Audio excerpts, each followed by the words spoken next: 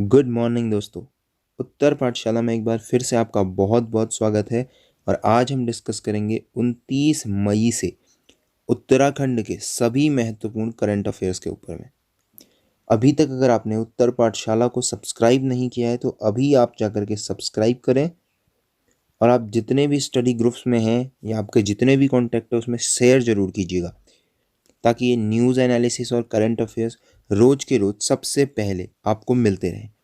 साथ में सब्सक्राइब के सामने बने बेल आइकन को भी प्रेस कीजिएगा और ऑल नोटिफिकेशन को ऑन कीजिएगा। तो आज हम डिस्कस करेंगे दोस्तों, टिड्डियों के आतंक का उत्तराखंड पर क्या असर होगा, हाईकोर्ट ने राज्य सरकार से किस बात का जवाब मांगा है, मुंशियारी को एक और नई सौगात मिली है, वो क्या है। ऐसे ही सभी इंपॉर्टेंट करंट अफेयर्स का डिस्कशन करेंगे। तो चलिए शुरू करते हैं। देखिए, Munsiyari nature education and eco park centre, यानी कि एक तरीके से आप कहें मुंशियारी की हम बात कर रहे हैं। तो Munsiyari nature education and eco park centre में अभी आपने सुना था एक ट्यूलिप गार्डन यहाँ खुला था और उसकी इमेजेस जो हैं ट्विटर पे वायरल हुई थी। अब यहाँ पक्षी पर्यटन केंद्र यानी कि बर्ड टूरिज्म सेंटर भी खोला जाएगा, जिसके लिए 130 से ज़्यादा पक्षी प्रजातियों को यहाँ देखा जा सकेगा। तो मुंशियारी में इन पक्षी पर्यटन केंद्रों के लिए व्यू पॉइंट भी बनाए जाएंगे और बहुत सारा डेवलपमेंट का काम भी किया जाएगा। मुंशियारी उच्च हिमालयी क्षेत्र बर्ड वॉचिंग के लुभावने स्थल के रूप में उभर रहा है। फिर देखिए दोस्तों, इसे एक अच्छे अवसर में बदलने के लिए बहुउद्देशीय पक्षी पर्यटन केंद्र को विकसित किया जा रहा है। तो मुंशियारी में अब ट्यूलिप गार्डन के बाद पक्षी पर्यटन केंद्र भी विकसित किया जा रहा है। अगला देखिए, पिथौरागढ़ के वन प्रभागीय अधिकारी विनय भार्गव ने यह जानकारी देते हुए बताया, इस केंद्र को चरणबद्ध तरीके से 3 सालों में 85 ग्राम पंचायतों और 300 स्वयं सहायता समूहों से भी जोड़ा जाएगा। तो अब इससे देखिए क्या होगा, 500 स्थानीय लोगों को रोजगार मिलेगा। और यहाँ क्या है, यहाँ के जो होटल हैं, टूर एंड ट्रैवल उद्योग हैं, उन लोगों को भी रोजगार मिलेगा।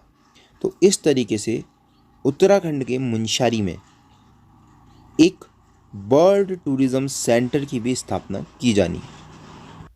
फिर देखिए दोस्तों, अगली न्यूज़ है उत्तराखंड मुख्य सचिव से रिलेटेड।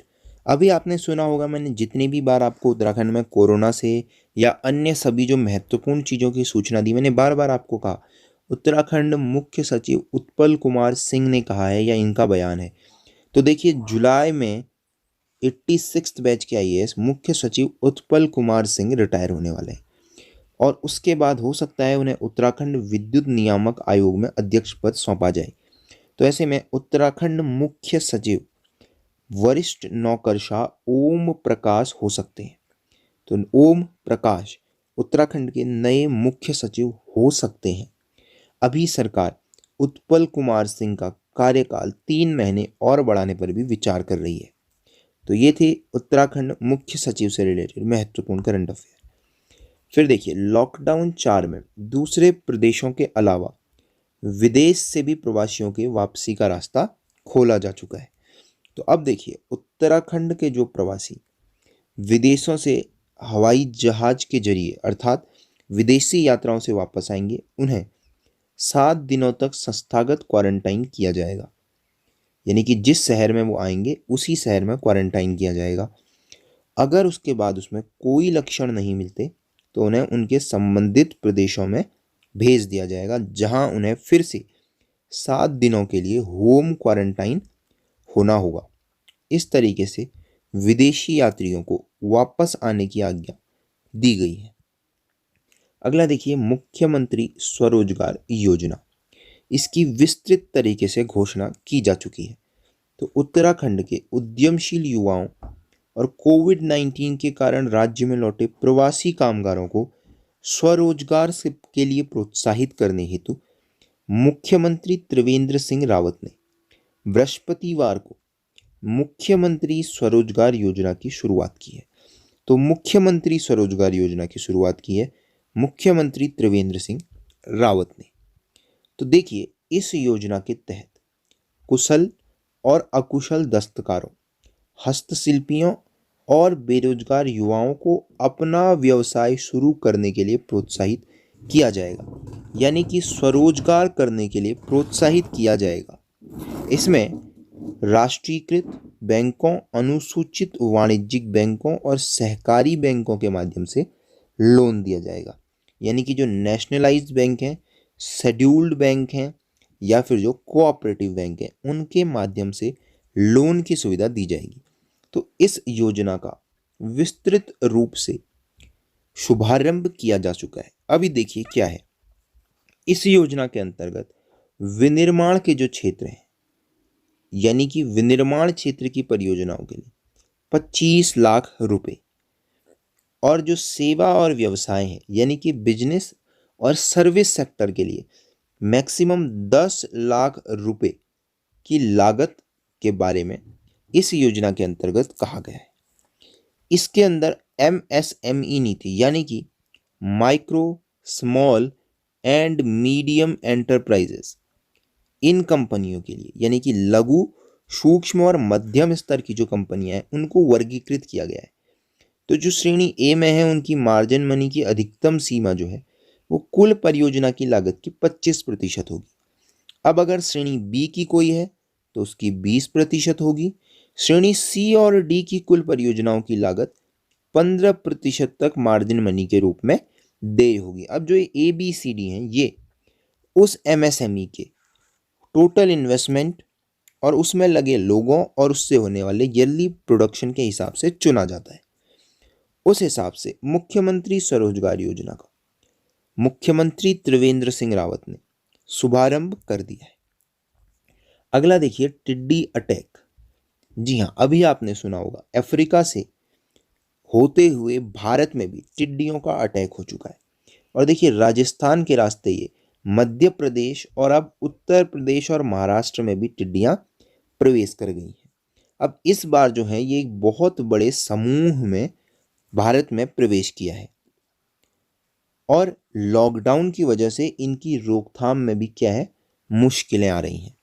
और इसी वजह से मध्य प्रदेश, उत्तर प्रदेश, राजस्थान, पंजाब, हरियाणा और साथ में उत्तराखंड में भी अलर्ट जारी कर दिया गया है।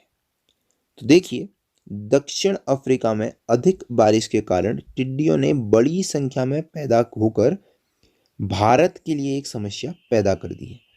तो अब देखिए, भारत में पहुंचने से पहले ये बलूचिस्तान, पाकिस्तान और ईरान में थी, तो वहाँ प्रजनन के कारण इनकी संख्या और ज़्यादा बढ़ गई है, और इस बार पिछले 26 सालों में सबसे बड़ा टिड्डियों का ये हमला है। अब देखिए, तो देश के कई राज्यों में टिड्डियों के हमले, अब मैं अगर आपको इससे पहले बताऊं ना, तो देखिए, जो टिड्डियों का हमला है, इससे बचने के लिए अलग अलग तरीके के कीटनाशक का छिड़काव भी किया जाता है। तो ऐसे में क्या है, ये मरते हैं, तो उसके बाद देखिए, कई राज्यों में इनके हमले के बाद कीटनाशक से जब ये मरते हैं तो इनके निस्तारण को लेकर के भी सवाल उठते हैं कि आखिर इतनी टिड्डियां अगर मरेंगी तो इनकी लाश का क्या किया जाएगा। तो ऐसे में कृषि वैज्ञानिकों का कहना है कि हजारों की संख्या में मरने वाली टिड्डियां 2-3 दिन में स्वतः ही सड़कर नष्ट होने लगती हैं, या फिर आप उन्हें क्या कर सकते हैं, एक गड्ढे में भी दफना सकते हैं। तो ये था टिड्डी अटैक से रिलेटेड सभी महत्वपूर्ण प्रश्न। फिर देखिए, Uttarakhand high court directs the state government to file reply in 2 weeks on Subramaniam Swamy's petition against the take over of 51 temples. तो उत्तराखंड हाई कोर्ट ने उत्तराखंड राज्य सरकार से कहा है कि वो 2 हफ्तों में अपना जवाब दाखिल करे। किस पर? 4 धाम देवस्थानम मैनेजमेंट एक्ट 2019 के ऊपर, जिसके खिलाफ बीजेपी के ही एक लीडर सुब्रमण्यम स्वामी ने एक पिटीशन डाली है। तो देखिए, इस पिटीशन का जवाब देने के लिए उत्तराखंड हाई कोर्ट ने उत्तराखंड स्टेट गवर्नमेंट को कहा है कि वो इसका जवाब 2 हफ्तों के अंदर दे। और इस एक्ट के अंदर है क्या, देखते हैं। देखिए, 4 धाम देवस्थानम मैनेजमेंट एक्ट 2019 ये है क्या? ये कंट्रोवर्शियल एक्ट जो था, ये बीजेपी के द्वारा ही 2019 में पास किया गया था।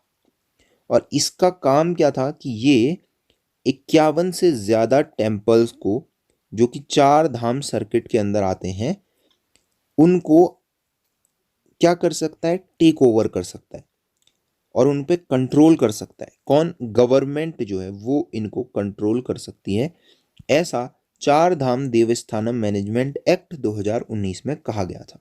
और इसके खिलाफ काफ़ी ज़्यादा क्रिटिसाइज हुआ था। और उसके बाद बीजेपी के ही एक लीडर सुब्रमण्यम स्वामी ने प्राइम मिनिस्टर को भी लेटर लिखा और उत्तराखंड हाईकोर्ट में एक पिटीशन भी डाली, जिसके जवाब के लिए उत्तराखंड हाईकोर्ट ने स्टेट गवर्नमेंट को कहा है कि वो 2 हफ्तों में अपना जवाब दे। तो देखिए इस एक्ट के लाने के बाद क्या होगा, यानी कि इस एक्ट से सरकार को क्या मिलेगा। तो देखिए, this act enables the government to take control of the temples, यानी कि जो अभी तक टेम्पल वहाँ के पुजारी या लोकल ट्रस्ट देखते थे, उन टेम्पल्स को अब गवर्नमेंट सीधा देखेगी अपने एमपीज एमएलएस के थ्रू या अपने रिप्रेजेंटेटिव्स के थ्रू, जिनको कौन? स्टेट गवर्नमेंट अपॉइंट करेगी। और उसके साथ ही इस एक्ट के अंतर्गत देवस्थानम बोर्ड, यानी कि जो 4 धाम जो ट्रस्ट है उसको देखता है देवस्थानम बोर्ड, उसका हेड ऑटोमेटिकली स्टेट का चीफ मिनिस्टर हो जाएगा। यानी कि जो भी स्टेट में चीफ मिनिस्टर होगा वो देवस्थानम बोर्ड का हेड बन जाएगा। और उसके साथ ही बहुत सारे गवर्नमेंट ऑफिशियल्स भी इस एडमिनिस्ट्रेशन में जगह पा जाएंगे। अब अभी तक ये सारे के सारे मंदिर ट्रस्ट कौन देखता था?